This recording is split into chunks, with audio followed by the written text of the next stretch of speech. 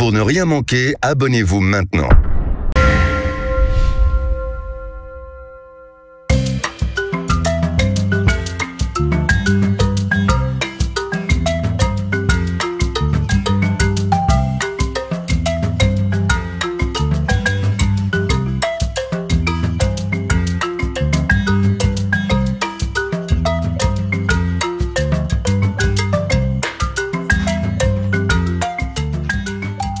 Papa, lekun sogbe.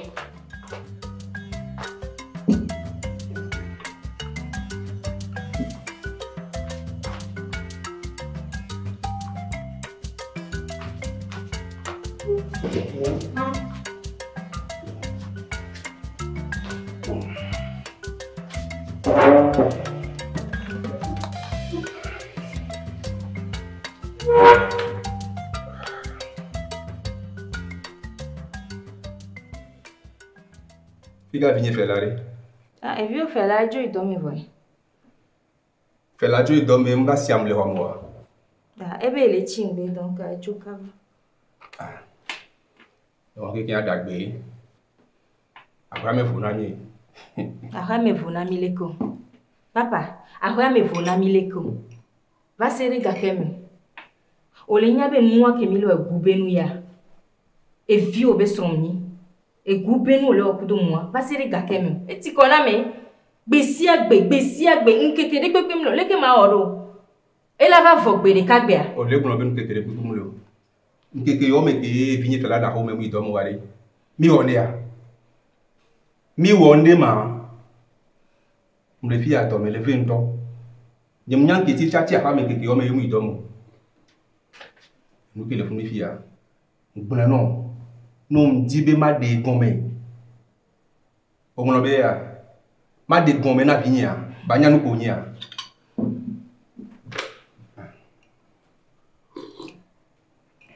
Onu so yare.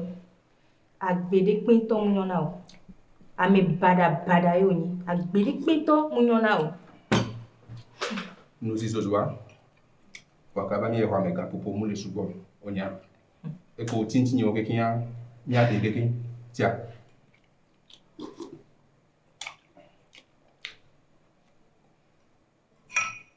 Nous y a do sembi. Ye mu le janu si o.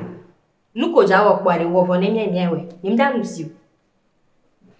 Gbogbo le tinti ni. Ne mi ye fi ya nje o tukara ko sugo. Nous y sommes lambati. Nu so gbe pa va.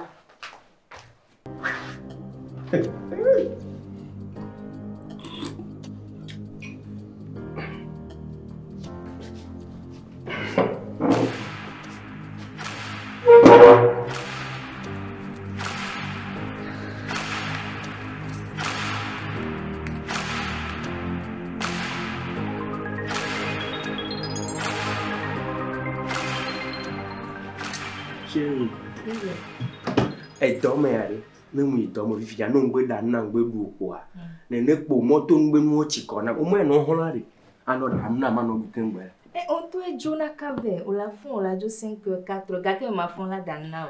DG que va venir no va kaka 6 heures parce que au pobe eni a ne a rotation mi on a les dormi donc a combien ni a juin do la no ikaba ki ma peto in manova sinon o da na matin no wa vu na mla shi koko Na ja gbagba. ma biso karo la mo do vivi la no e ba encore da na megbe Spaghetti mo. kudo azin ko na na ma On to chonya. Merci beaucoup. Parce que nyare la si ndi so po. Enya no na siwari ja Ya nyo no anya mtena nyo bere. okay Brianna Eh, on a yoga. Ah, oui. Ok, y a pas de souci. En fait, papa avait un bébé Soko. Itonia. Eboloko. Bon, nous allons aller coco. On y a be doi belele be vafi. Ebola me anchi pepo la. Mami da pena ma wa mi pon didine. Pepo mi adu haya wo. Donc, on dit la bio be game be la techo parce que elle est où non elle est hogame vivre. Yanse gomo. Yanse si we nyam On dit la blombe na di. ame ale le do eva mi po ebo alo ela ikope sigbe tonye be jojo we nya ye o le gbon mdi la gbon lo ngba ya jo okay mo ngba biju wa gade mo réagir na de danyem se na gomena o ka fra na to tange ai va mi agbo are o la te funfun ne be ga kan me be da juma fela pompo na mnene awo pompo na mnene a okwa ne tonye gbongbe atonya mjina no asupo be jina de ke tonye on tonya bo be la mem le si ogbe va etiko no ya e tonye be ni ne voalo ela ya hume egbonyi fia nye kudo ogbo mia be vi ogbo fifia ko hora temperature ne ya ne tonye le fie ndo sha ma jagwa keke la jovo nyemno ele didi le fie unwe nimba tele no ales la we do ba nyinya nya ke ba ko mi le nyore po afia nya tonye be eji mu o ba de nyemu gbe nyem le jate tro be towe alo mu towe nya nyem gbe e towe tunye po be la ni wa nu ke be enu ke gbe be to are pota nevo ni chu ya hume okay fifia donc ane ma se gome e tonye be jojo we nya nchi be akpom do awo mne kuku fetiri tima jiji wa gble tonya nye liu tonya eba mi agboy o se gome nya nye lo dépense la ho ya mo ka fra na nya o ba mu nye one enu ke dojo na mu lo afoku we nya ba do nye mu le ja don nya wan sugbon o mi don na su ala so chi gbo mi ja don e to wa efa edola jovo ga me su na vo nya ngba pompo sugbon Look, o iglinchi a o pon ko one o iglinchi no sonya ba na mi me agronya na se go mekwa o la do sha maka onu na video fela nyi gba ya pompom be diga me ne be ajo po edola ya ho tonye ke do jima ne do joa le ja de ke si be ba le jo kwa le ngba ni to wa ne nyu so ajo ko amule bia bode ne to tange e do ba na mla nyi abo fine bonne nuit say no okay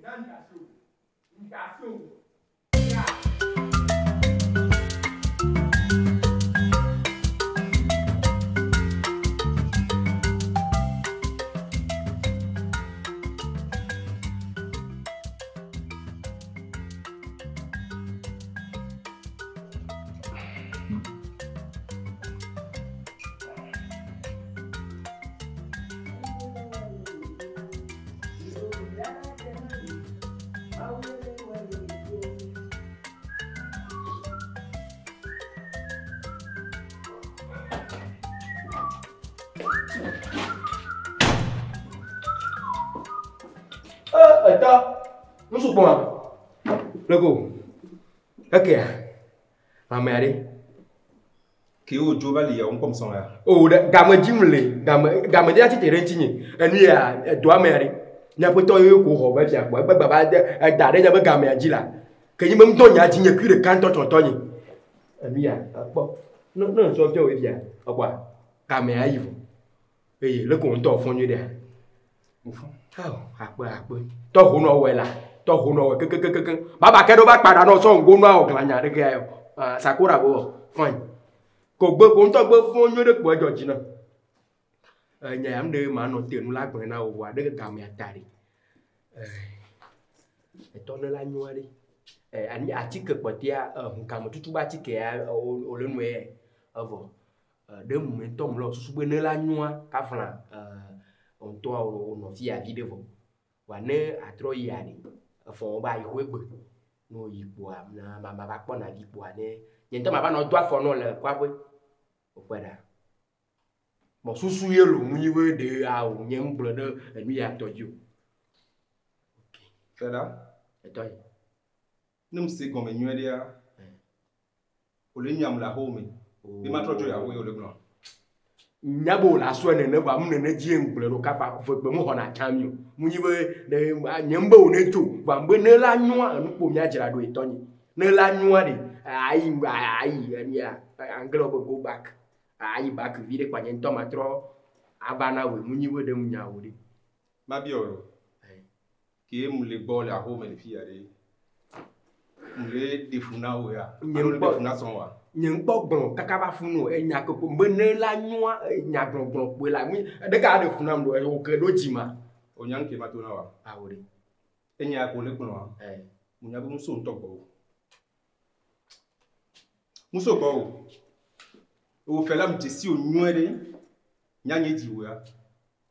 Tenya ko lokno e srongo do de ke nyano.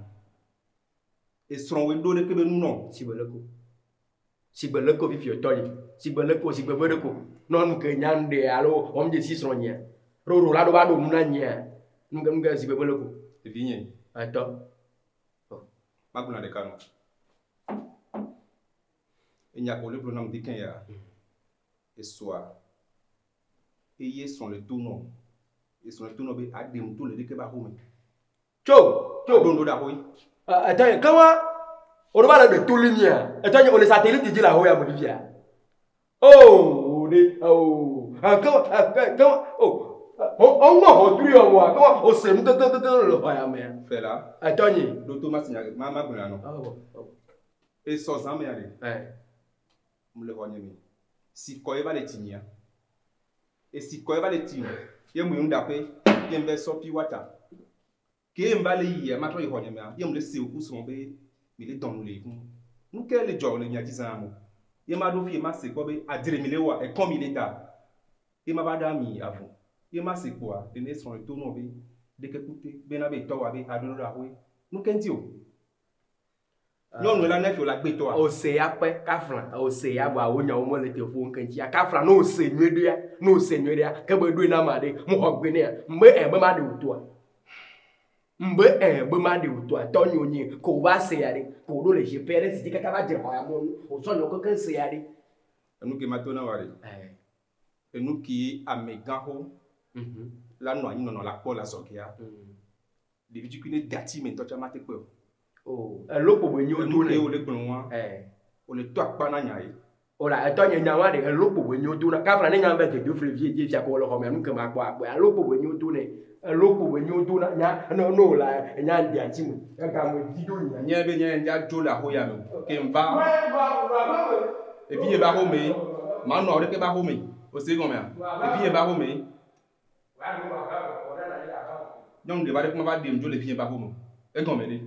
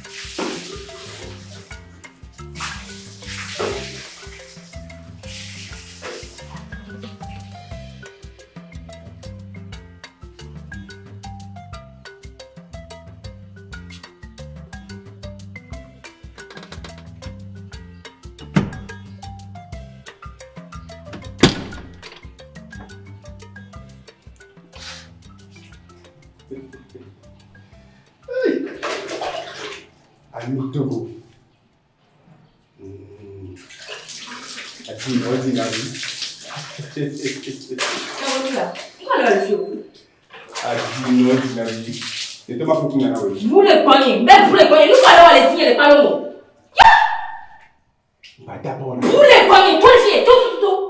Tout mal ici, à tout. Debla, non te pas combien.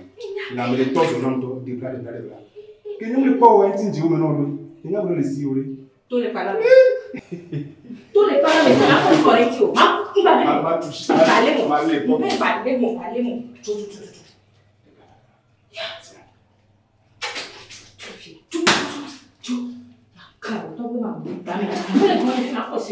Non, de quoi le combien? Non, pas ouais. Magna faire. Non, de pas.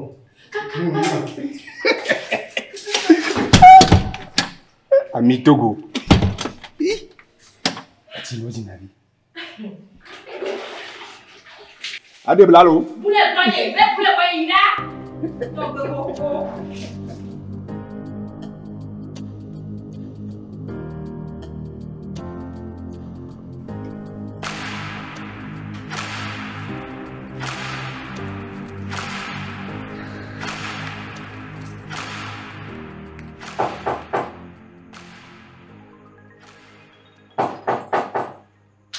Bana.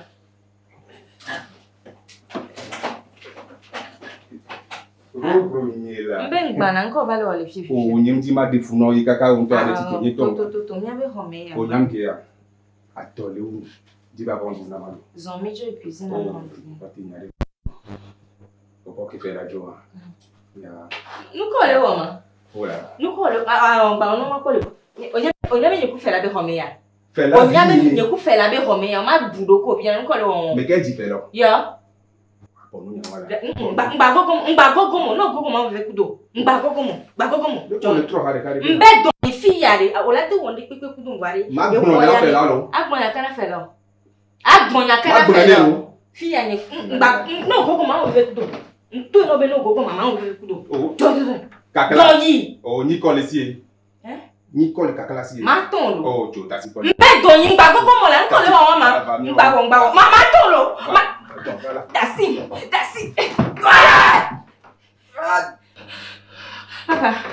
Papa.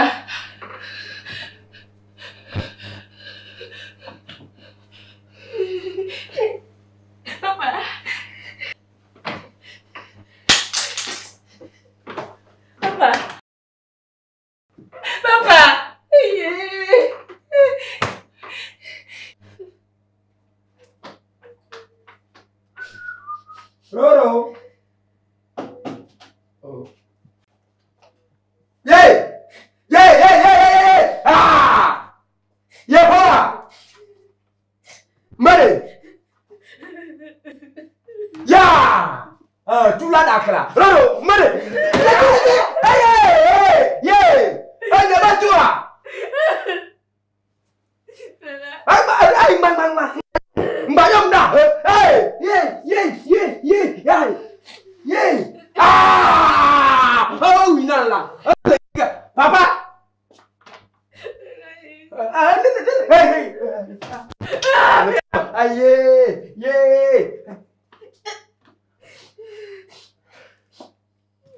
Fera doji. Nous sommes fanazio. Agbo inú gbọ́ mọ́ fata bá di olóògbé tàyà nẹ́gbà ló. Agbo inú gbọ́ mọ́ fata bá di o tàyà nẹ́gbà ló. Roro, dọ̀hùn ọ̀hún tọ́nà lo túlá dàkìlàlà. Bọ́tọ́ bí wùnà bí hódó lò. Allô?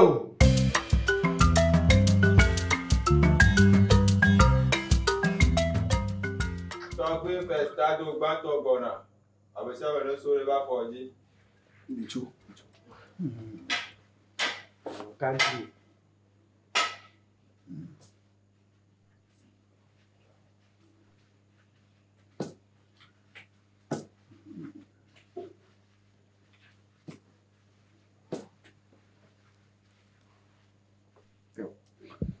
Ano minoi. Mo gba no ka le bo na nu o gba no kanti yo.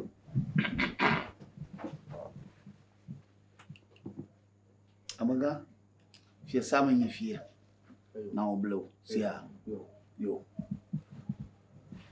dowi wezo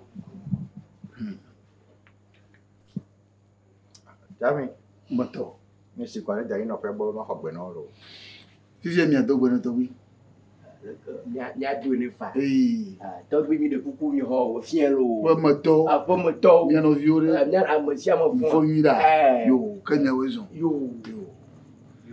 yo abale onye na nyanto miesi to gbe bubuto baye gbo efa yan le miese ni dinero to gbe nya agbon nya nfo no nya zozo we ba ko aso wotro ngbo so domu ngbo ni papa pete nya ngbo so domu ba o me ya atonye kajima ala kuku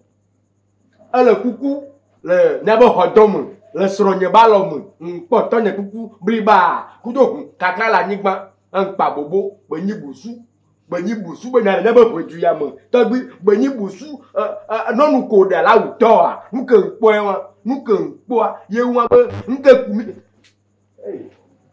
amaga ji ona je tonye kula chami tonye kula mo ejima ekula munyibe ehunrero no do to kakla jibo to ero de ni nya jifa Pompo, le côté d'ouji. So ka candidat dans mon agbe toi, vous t'en inde. Aba twang pole. Pompo. Oui. Ma baye venir au de Dadier. Biva po. Ito kuku le somalom. Biva po.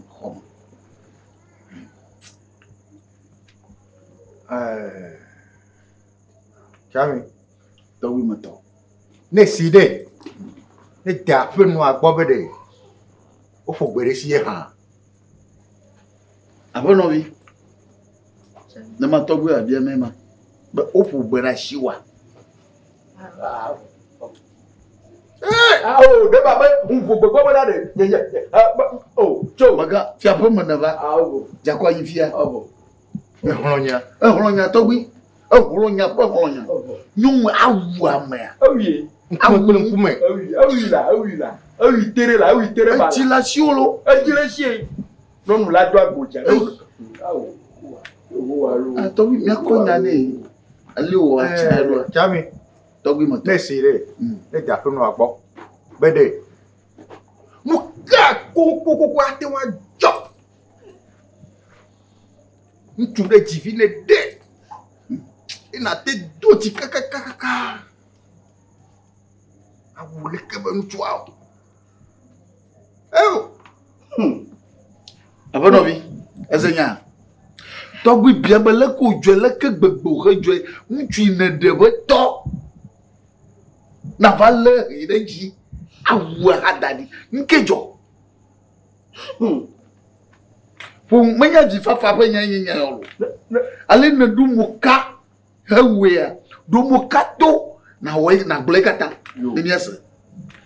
Nkejo, togbi bia. Cham. Moto. Si wa be de togbi bobe.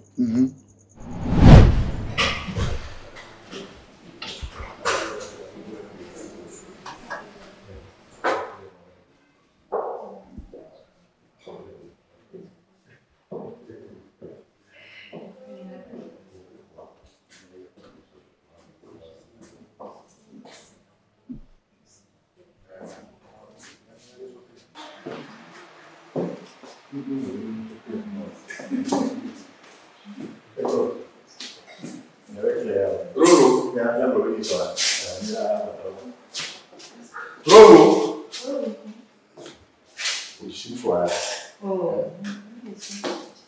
Obe mu tesi mo wa. Rolo be gba e rolo so.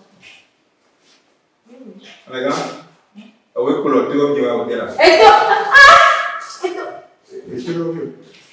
Ole pon mo do tesi mo wa.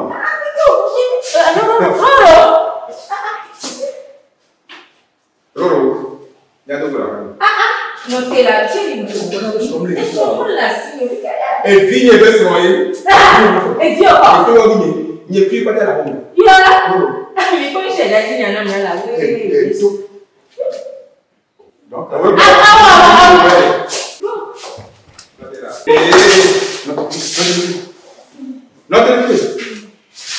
comment agbego zanaya? Agbego zanaya? Oh, non,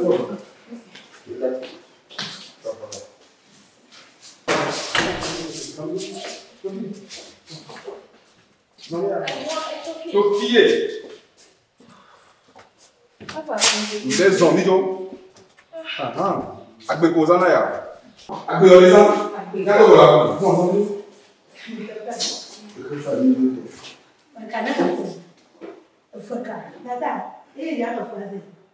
Ala khagba ba ga ko kama ba wa siya ada khimu fedejini nka diwo Daga no fafa. ma fafa yona ni nyame mama de sije to juku chitoma nka chielo enya mona le fani Mo te mo mi ba fi awo. Maybe you find catching the Bamu when the tuna they meow on them when you for me Gamale is you. You must have friend. That's the organization. But how you tell us yourself? Children are friends.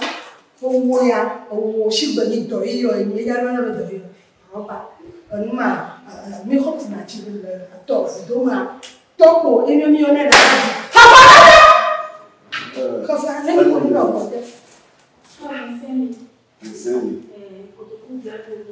wa ba mu va faire va tu toi quand on ba quoi ben il m'a fait elle m'a donné tu ya la ka ya je la mo de po le ka ko kwa won so ya mo ni chi gbe ni fo ma le mo yi na mo o lo na ma ko boro o nfo o lo na ma ko boro cha ko na me lo ko da ma cha ko lo je vais a ko change a ko so ke ga ko ni mo le fi ma ko na ya mo so mi ko ya ko ta pueda afu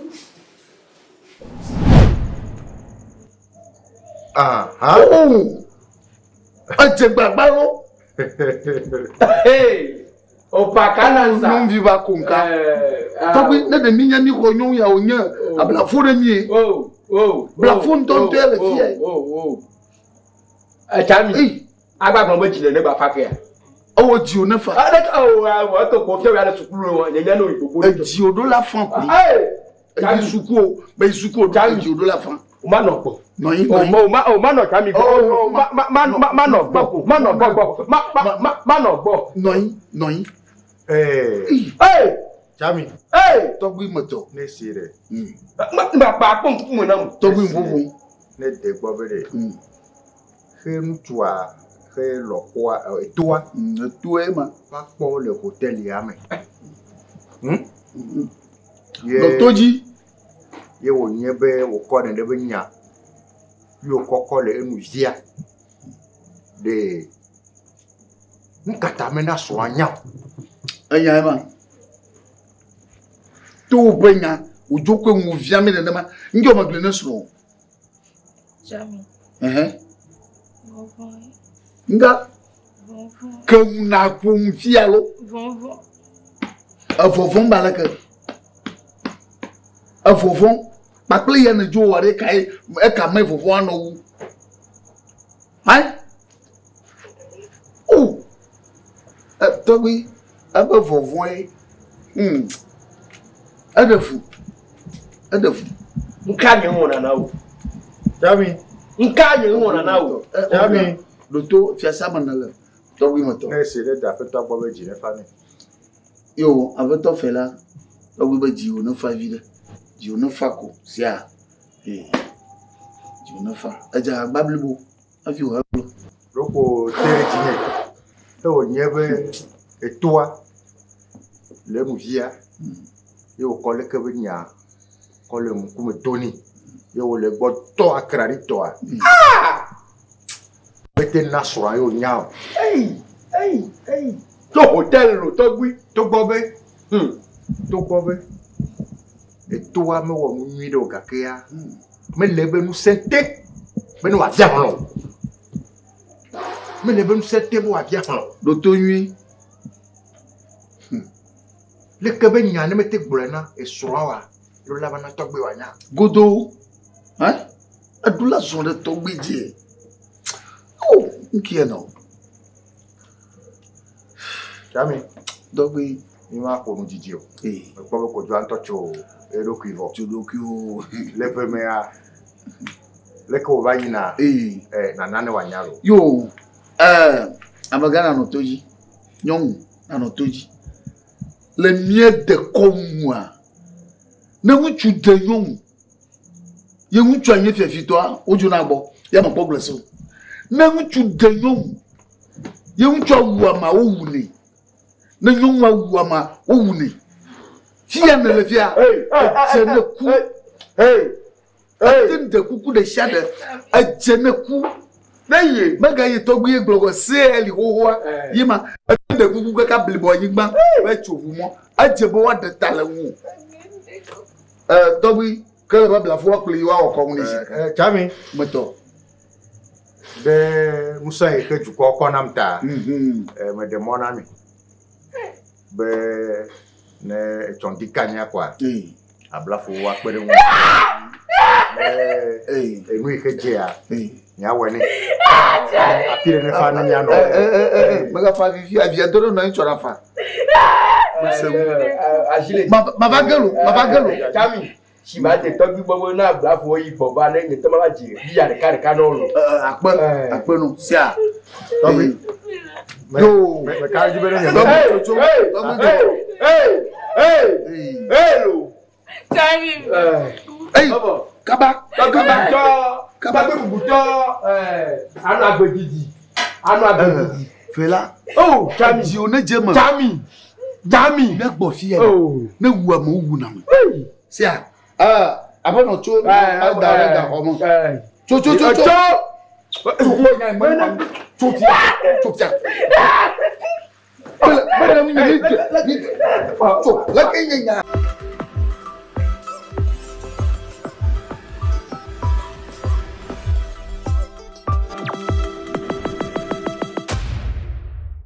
Réaction.